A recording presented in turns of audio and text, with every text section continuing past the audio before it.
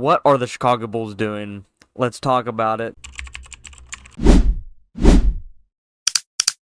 What the Chicago Bulls are doing, in my opinion as a fan and what I see watching this team every game and seeing the trades that we made at the trade deadline, my humble opinion is that they're tanking heavily to try and improve their odds in the NBA draft lottery.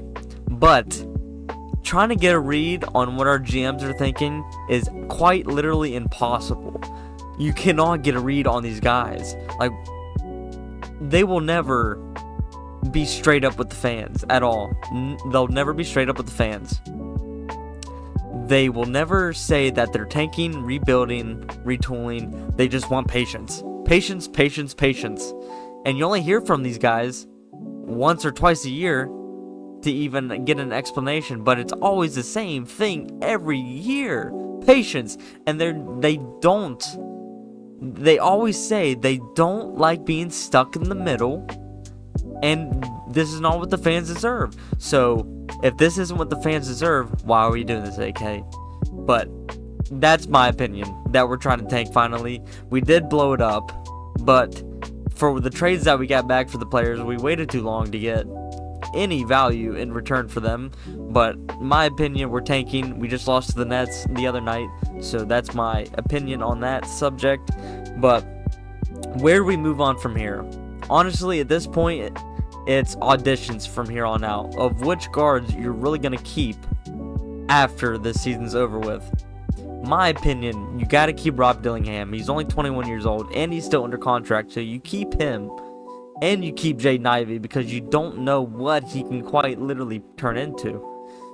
I know he had the ACL injury, but you don't know the extent of it, because in my opinion, he came back too early from the injury. So maybe if you give him a whole full off season, give him more confidence in that knee, maybe next season he can come out firing for us, and see what kind of special backcourt you're going to have with Josh Giddey and Jaden Ivey, because I'd like that to be our starting backcourt right there.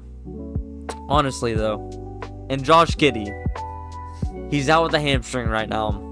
I think you let him sit out for at least one more month to completely make sure that hamstring's good to go, but you need him to come back eventually to see what kind of lineups you can run with Josh Giddey. You need to see which players that you picked up in these trades that can fit on this lineup for the future with Josh Giddey and Montes Buzelis, because that's your two building blocks right there. Josh Giddey, Montes Buzelis, and I guess you can throw Noah Sengay too, because you haven't seen what the kid can do. But you need to see what pieces that you picked up that are worth keeping for the long haul. That's what you need to be looking at in these next stretch of games to end out the season. Look what fits better with the play style you want to go to, because you want to play fast. Rob Dillingham wants to play fast. If you look in college, it was pace, pace, pace. He's used to playing like this. So he's a key building block, in my opinion, with those two players. Jaden Ivey, once you get him up to health, he could be one of your other key building blocks for your guards, because he also likes to play fast. But you gotta see if he fits good with Josh Giddey out there as well. Honestly, Rob Dillingham should be getting more minutes right now than 21 minutes a game, because literally last game he had 9 points, 8 rebounds.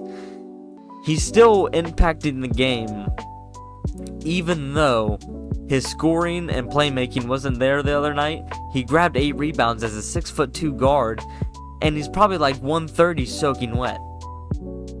He was still impacting the game, even though his offensive game was not there. He was grabbing boards and being a pest on defense as well. And also, you can also credit that to Colin Sexton, because Colin Sexton gets those players fired up.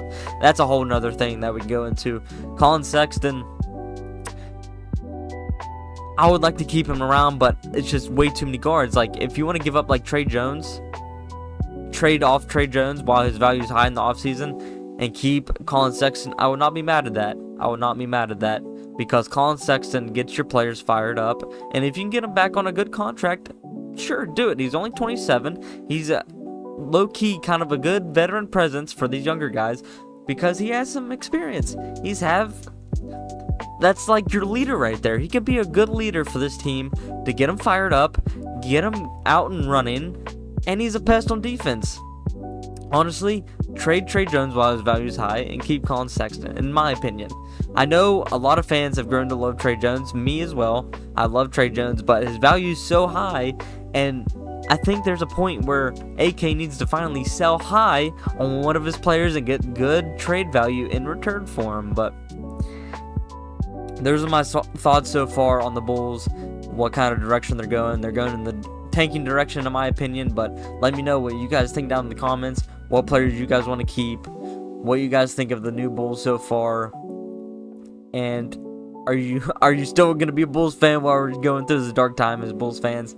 But honestly, I will not blame you guys if you stop watching the Bulls as consistent as you were, just because we're going to be losing more games. But I will always be here. I will always stick it out, even though it's mental stress watching this Bulls team every night.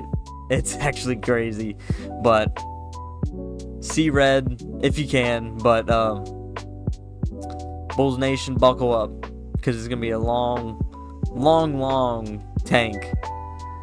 But it's always good to look at the positives, looking at your bright spots, like getting your younger players developed. But this is Butters. Peace.